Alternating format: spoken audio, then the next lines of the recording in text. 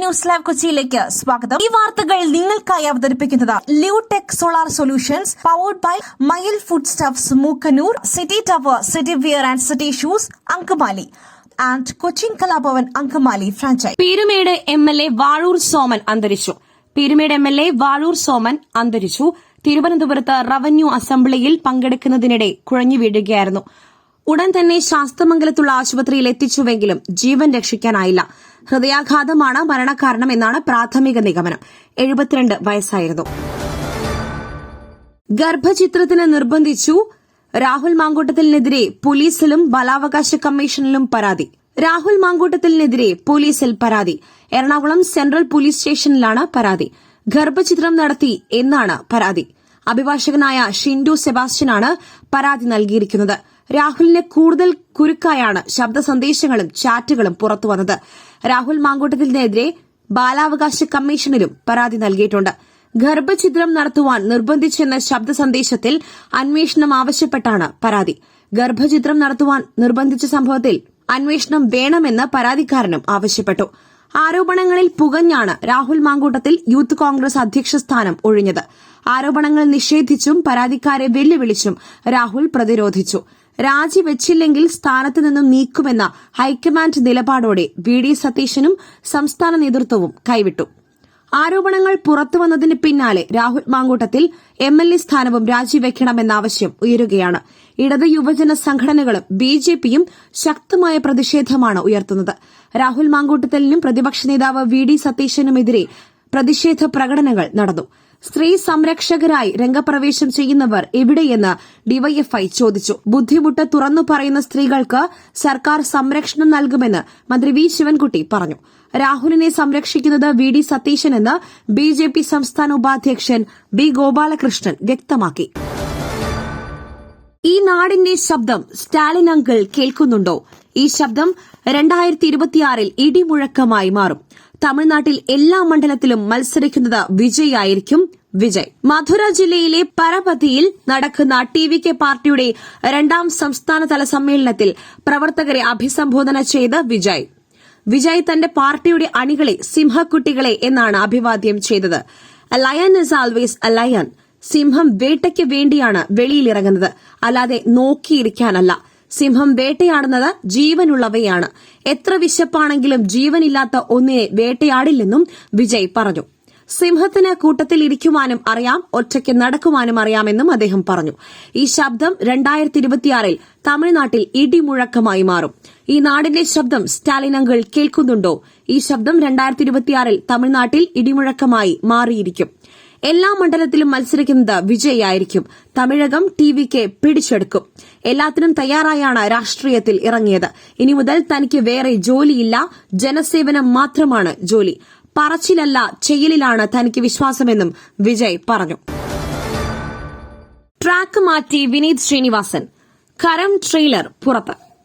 ആകാംക്ഷ നിറയ്ക്കുന്നതും രക്തരൂക്ഷിതവുമായ ഒട്ടേറെ രംഗങ്ങളുമായി വിനീത് ശ്രീനിവാസൻ സംവിധാനം ചെയ്യുന്ന കരം സിനിമയുടെ അമ്പരപ്പിക്കുന്ന ട്രെയിലർ പുറത്ത്. വിനീത് തന്റെ സ്ഥിരം ശൈലി വിട്ട് ഒരു ആക്ഷൻ ത്രില്ലറുമായാണ് എത്തുന്നത് എന്നാണ് ട്രെയിലർ സൂചന നൽകുന്നത്. തോക്കുമേന്തി നിൽക്കുന്ന നടൻ നോബൽ ബാബുവിന്റേതായി എത്തിയ പോസ്റ്റർ മുമ്പ് വൈറലായിരുന്നു. ഇപ്പോഴിതാ ട്രെയിലറും ഏവരെയും ഞെട്ടിച്ചിരിക്കുകയാണ്. കിടിലൻ ആക്ഷൻ രംഗങ്ങളും ഉദ്യോഗജനകമായ നിമിഷങ്ങളും മനോഹരമായ ദൃശ്യമികവുമായാണ് ചിത്രം എത്തുന്നത് എന്നാണ് മനസ്സിലാക്കാനാകുന്നത്. സെപ്റ്റംബർ 25-നാണ് ചിത്രത്തിന്റെ വേൾഡ് വൈഡ് റിലീസ്. പുതിയ GST നിരക്കുകൾക്ക് അംഗീകാരം. 12%, 18% സ്ലാബുകൾ ഒഴിവാക്കും. GST നവീകരണത്തിനുള്ള കേന്ദ്രത്തിന്റെ പരിഷ്കരണ ശുപാർശ മന്ത്രിതല സമിതി അംഗീകരിച്ചു. ഭേദഗതി വരുന്നതോടെ 5%, 18% സ്ലാബുകളാകും നികുതി ഘടനയിൽ ഉണ്ടാകുക. 12%, 28% സ്ലാബുകൾ ഒഴിവാക്കും. ബീഹാർ ഉപമുഖ്യമന്ത്രി സാമ്രാട്ട് ചൌധരി അധ്യക്ഷനായ 6-അംഗ സമിതിയാണ് ശുപാർശയ്ക്ക് അംഗീകാരം നൽകിയത്.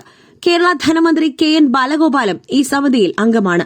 പുതിയ മാറ്റത്തോടെ 12% നികുതി ഈടാക്കിയിരുന്ന 99% ഇനങ്ങളുടെയും വില 5% നികുതിയിലേക്ക് മാറും. 28% സ്ലാബിൽ ഉൾപ്പെട്ടിരുന്ന 90% സാധനങ്ങളും സേവനങ്ങളും 18% സ്ലാബിലേക്കും മാറ്റപ്പെടും. അതേസമയം സിഗരറ്റ്, പാൻ മസാല അടക്കമുള്ളവയുടെ 40% ഉയർന്ന തീരുവയിൽ മാറ്റമുണ്ടാകില്ല.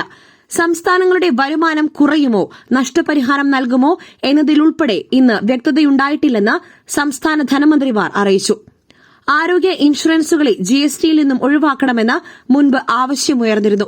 ഇക്കാര്യത്തിൽ അന്തിമ തീരുമാനം ജിഎസ്ടി കൌൺസിലിൽ ഉണ്ടാകും എന്നാണ് പ്രതീക്ഷ. സ്കൂൾ ആഘോഷങ്ങളിൽ യൂണിഫോം നിർബന്ധമാക്കില്ല. പൊതുവിദ്യാഭ്യാസ വകുപ്പ് ഉത്തരവിറക്കി. സ്കൂളുകളിൽ ആഘോഷ ദിവസം യൂണിഫോം നിർബന്ധമാക്കില്ലെന്ന പൊതുവിദ്യാഭ്യാസ വകുപ്പിന്റെ ഉത്തരവ് പുറത്തിറക്കി. വിദ്യാർത്ഥികളുടെ ആവശ്യം പരിഗണിച്ചാണ് തീരുമാനം. നേരത്തെ വിദ്യാഭ്യാസ മന്ത്രി വി ശിവൻകുട്ടി ഇതുമായി ബന്ധപ്പെട്ട തീരുമാനം ഫേസ്ബുക്കിലൂടെ അറിയിച്ചിരുന്നു. ആഘോഷവേളകളിൽ കുഞ്ഞുങ്ങൾ വർണ്ണപ്പൂമ്പാറ്റകളായി പറന്നു രസിക്കട്ടെ എന്നാണ് അദ്ദേഹം ഫേസ്ബുക്കിൽ കുറിച്ചത്. ഓണം, ക്രിസ്മസ്, റംസാൻ തുടങ്ങിയ ആഘോഷങ്ങൾക്ക് സ്കൂളുകളിൽ പരിപാടികൾ നടക്കുമ്പോൾ യൂണിഫോമിൽ ഇളവ് നൽകണമെന്ന് ധാരാളം കുട്ടികൾ ആവശ്യപ്പെട്ടിരുന്നു. ഈ ആവശ്യം ന്യായമാണെന്ന് ബോധ്യപ്പെട്ടു. അതുകൊണ്ട് ഇനി മുതൽ ഈ 3 പ്രധാന ആഘോഷങ്ങൾ സ്കൂളിൽ ആഘോഷിക്കുമ്പോൾ കുട്ടികൾക്ക് യൂണിഫോം നിർബന്ധം ആക്കില്ല. ഈ പുതിയ തീരുമാനം വിദ്യാലയ അന്തരീക്ഷത്തിൽ കൂടുതൽ സന്തോഷവും വർണ്ണാഭമായ ഓർമ്മകളും നൽകുമെന്ന് പ്രതീക്ഷിക്കുന്നുവെന്നും മന്ത്രി വി ശിവൻകുട്ടി ഫേസ്ബുക്കിൽ കുറിച്ചു. പുട്ടു രുചികരമാവണമെങ്കിൽ മയിലിന്റെ പുട്ടുപൊടി തന്നെ വേണം. അതിന് ചെമ്പാപ്പുട്ടാണെങ്കിലും അങ്ങനെ തന്നെ. മയിൽ റൈസ് ആൻഡ് ഫുഡ് പ്രൊഡക്ട്സ്, ശ്രേഷ്ഠം സമ്പുഷ്ടം. ടോട്ടൻഹാം കണ്ണുവച്ച എബിറേച്ചി എസ്എയെ ഗണ്ണേഴ്സ് റാഞ്ചി. കരാർ അവസാന മിനുക്കുപണിയിൽ. പ്രീമിയർ ലീഗ് 2025-26 സീസണിന്റെ ആദ്യ ദിനത്തിൽ ചെൽസിക്കെതിരെ ക്രിസ്റ്റൽ പാലസിനായി എബിറേച്ചി എസിക് തന്റെ അവസാന മത്സരമായിരുന്നു. ടോട്ടൻഹാം ഹോട്ട്സ്പർ അദ്ദേഹത്തെ നോക്കിവച്ചിരിക്കുകയായിരുന്നു.